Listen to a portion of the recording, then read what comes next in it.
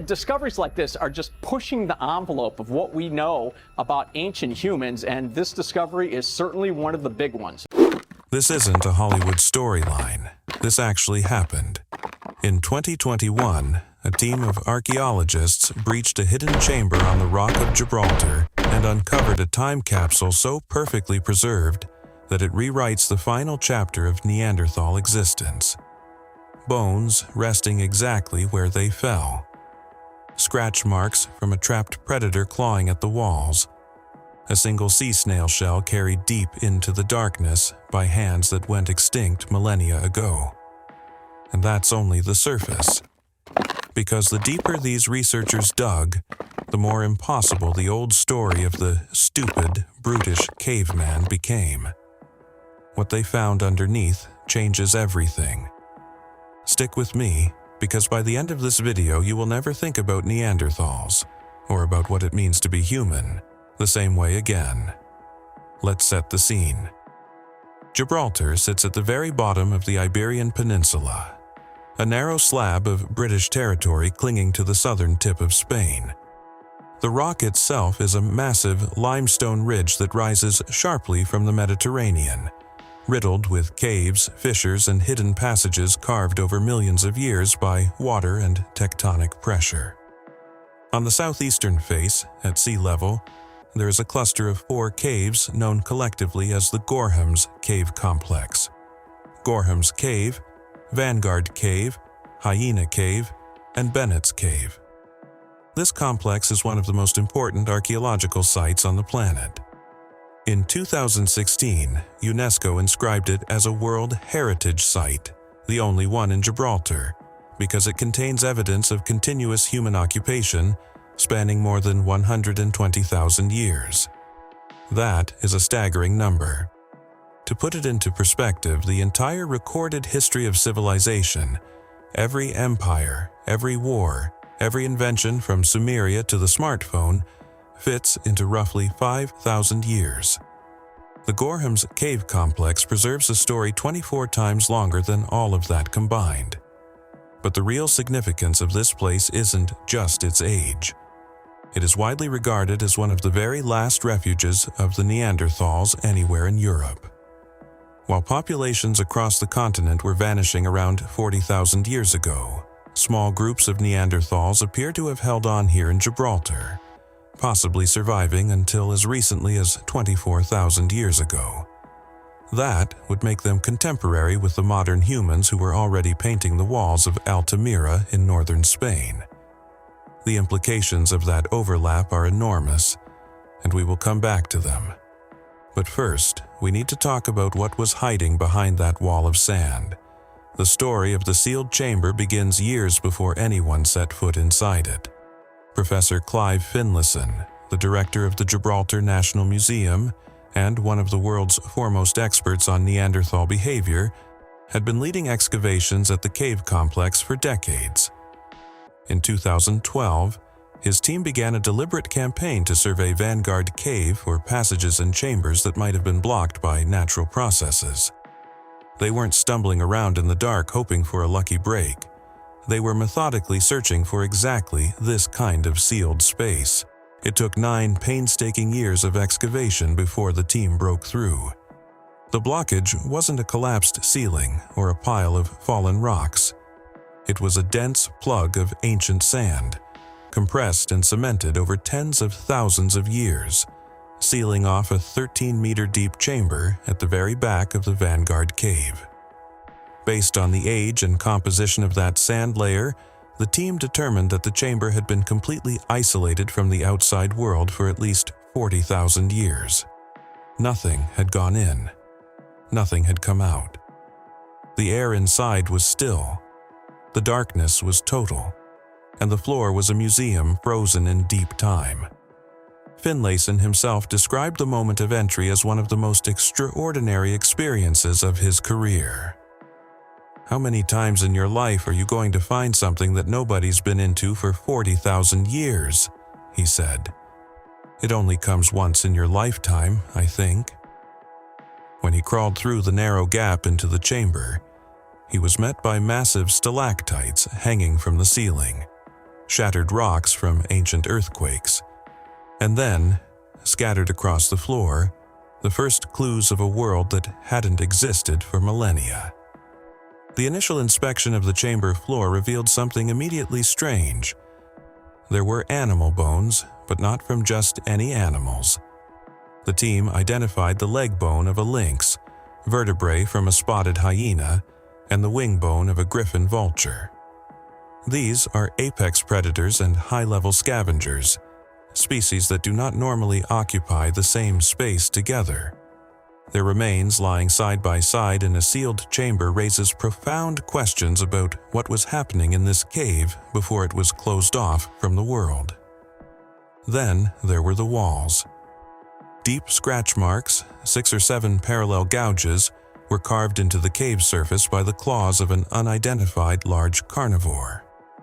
Something had been trapped in here. Something powerful enough to claw stone, desperately trying to find a way out before the sand sealed its fate. But the single most significant object on the chamber floor wasn't a bone or a claw mark. It was a shell. A large whelk shell, an edible sea snail, was found resting at the very back of the chamber, roughly 20 meters from the ancient shoreline. A whelk cannot climb. It cannot crawl up into a cave and navigate deep into a limestone passage. Someone carried it there, and given the age of the ceiling layer, that someone could only have been a Neanderthal. Think about what that means for a moment. A Neanderthal picked up a sea snail from the coast, walked it deep into a cave, and either stored it or consumed it far from the water. That is not the behavior of a mindless animal running on instinct.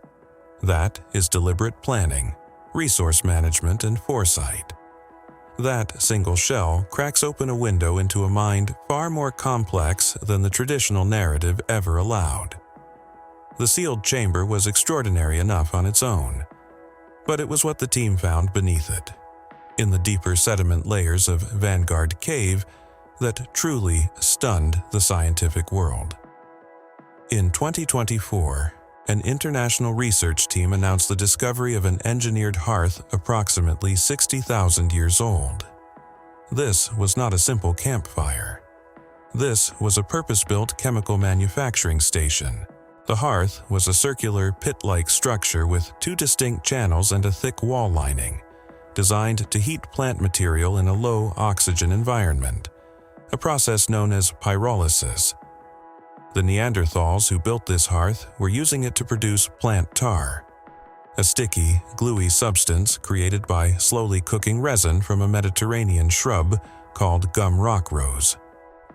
While Neanderthal populations in northern Europe had been known to produce birch bark tar, this was something different. The Gibraltar Neanderthals had independently adapted the same chemical principle to local materials, engineering a solution perfectly suited to their environment. The tar produced in this hearth was used to haft stone points onto wooden shafts, creating composite hunting spears. Let that sink in. 60,000 years ago, in a cave on the edge of the Mediterranean, Neanderthals were running what amounted to an adhesive manufacturing operation. They understood that certain plant materials, when heated in the absence of oxygen, produce a substance with bonding properties. They understood how to control temperature and airflow to achieve consistent results, and they were using that substance to build multi-component weapons. This is not accidental. You cannot stumble into pyrolysis. The process requires deliberate teaching, accumulated knowledge, and transmission of that knowledge across generations. A parent or elder had to teach a younger Neanderthal how to build the hearth, which plants to use, how long to heat them, and how to apply the finished product. That is culture. That is tradition. And that is a level of sophisticated thinking that the old textbook image of the grunting, club-swinging caveman simply cannot accommodate. The glue factory wasn't the only evidence that shattered stereotypes. The trash layers accumulating in Gorham's and Vanguard caves over tens of thousands of years paint a detailed portrait of Neanderthal daily life, and it looks nothing like what most people imagine. The refuse heaps are packed with mussel shells, fish bones, and the remains of monk seals and dolphins, many of them bearing cut marks from stone tools. These weren't scraps found washed up on a beach. This was food that had been hunted, gathered, carried home, and systematically butchered and processed. During the Ice Age, sea levels were dramatically lower than today. The coastline didn't lap at the cave entrance the way it does now. Instead, a vast coastal shelf stretched up to 4.5 kilometers out from the cliffs, a landscape of sand dunes, Mediterranean shrubland, and stone pine woodland teeming with wildlife. Researchers have described it as a Mediterranean Serengeti, a rich ecosystem that provided the Neanderthals with an almost inexhaustible supply of food and raw materials. These Neanderthals were coastal foragers, expert marine resource harvesters with organized routines for food processing and preparation. They weren't desperately picking at carcasses left by other predators. They were managing a complex food economy, exploiting every ecological niche available to them with skill and consistency. And over thousands of years, they watched as rising sea levels slowly swallowed their hunting grounds, the shoreline creeping closer and closer to the cave mouth, compressing their world inch by inch. Now, we come to what might be the single most explosive discovery ever made at the Gorham's cave complex. In 2014, Finlayson's team, in collaboration with international researchers, published a paper in the Proceedings of the National Academy of Sciences describing something unprecedented. They had found a deeply impressed cross-hatching pattern carved directly into the bedrock of Gorham's cave, sealed beneath an undisturbed layer of Mousterian artifacts, the tool tradition exclusively associated with Neanderthals. The engraving was dated to more than 39,000 years ago. The design covers an area roughly the size of a dinner plate. It consists of at least 8 deep lines forming an incomplete crosshatch pattern, intersected by shorter, thinner strokes, for a total of at least 54 deliberate marks. The team took microphotographs of the tool marks within the grooves and compared them with experimental replications using period-appropriate stone tools. The results were definitive. The lines were made by repeatedly and carefully passing a pointed lithic tool into the same grooves, over and over, requiring an estimated 200 to 300 individual strokes. This was not accidental. It was not a byproduct of butchering meat or scraping a hide.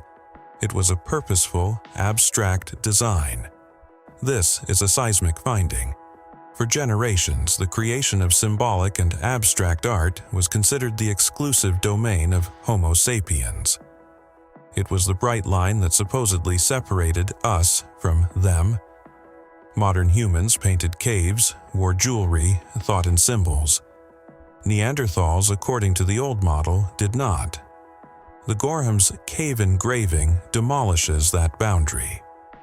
Here was proof, sealed under undisturbed Neanderthal sediment, that these people were capable of abstract thought, of symbolic expression, of creating marks on a surface for reasons that had nothing to do with survival and everything to do with meaning. Clive Finlayson put it best. Is it art? I don't know. I can't get into the minds of these people. It looks geometric. It looks like crisscross patterning. What is clear is that it's abstract, it's deliberate, and it speaks to their cognition in a way that brings Neanderthals, once again, closer to us. There is one more layer to this story that makes everything even more haunting.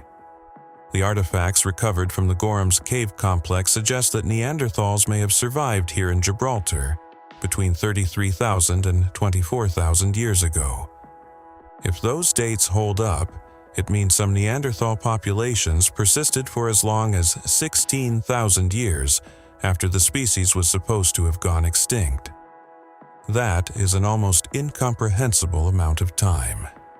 16,000 years ago from today, the last ice age was still ending. Entire civilizations have risen and fallen in shorter spans, This extended survival overlaps with the period when modern humans were already spreading complex culture across Europe. It raises questions that science has not yet been able to answer. Did these last Neanderthals ever encounter modern humans? Was there contact, trade, conflict? We know from genetic evidence that interbreeding occurred at some point, because most people of European and Asian descent carry between 1 and 4% Neanderthal DNA today. But the nature and circumstances of those encounters remain one of the great unresolved mysteries of human prehistory. What we do know is that the Neanderthals who lived in these caves were not going gently into extinction. They were innovating, they were adapting, they were harvesting the sea, manufacturing adhesives, building composite tools, and carving abstract symbols into stone. Whatever finally ended their story, it was not stupidity. Stand at the mouth of the Vanguard Cave today and look out at the Mediterranean. The water is right there now, lapping at the rocks just below the entrance. 40,000 years ago, a Neanderthal stood in the same spot and saw a completely different world. An open coastal plain stretching to the horizon, teeming with life. They walked back into the cave carrying a whelk shell, cooked food over carefully managed fires, glued stone points to wooden shafts, and, at some point, picked up a sharp tool and scratched a pattern into the rock that meant something. We will probably never know what, but we know it was deliberate, and we know it mattered to them. The sealed chamber at Gorham's cave is still being excavated. Beneath its floor lie deeper layers, preserving tens of thousands of additional years of Neanderthal life. Every bucket of sediment removed could contain the next discovery that rewrites the textbook again. Professor Finlayson has said that the chamber's secrets will only grow as the work continues, and that the cave system may extend far deeper than anyone currently suspects. Here is the uncomfortable truth that Gorham's cave forces us to confront. For more than a century, we built a story about Neanderthals that said they were dim, brutish, and inevitably replaced by the smarter, more creative Homo sapiens. That story was never really about them. It was about us. It was a way of reassuring ourselves that our survival was the result of our superiority. The evidence from Gibraltar says otherwise. Neanderthals were manufacturers, chemists, artists, coastal hunters, and strategic thinkers. They were not our intellectual inferiors. They were our cousins, and they were remarkable. The question now isn't why they disappeared. The question is why it took us so long to see what was right in front of us, sealed behind a wall of ancient sand, waiting in the dark for 40,000 years. If this story changed how you think about Neanderthals and human evolution, hit that subscribe button and drop a comment below. What part of this discovery surprised you the most? And stay tuned, because the excavations at Gorham's cave are far from over, and the next bombshell could drop at any time.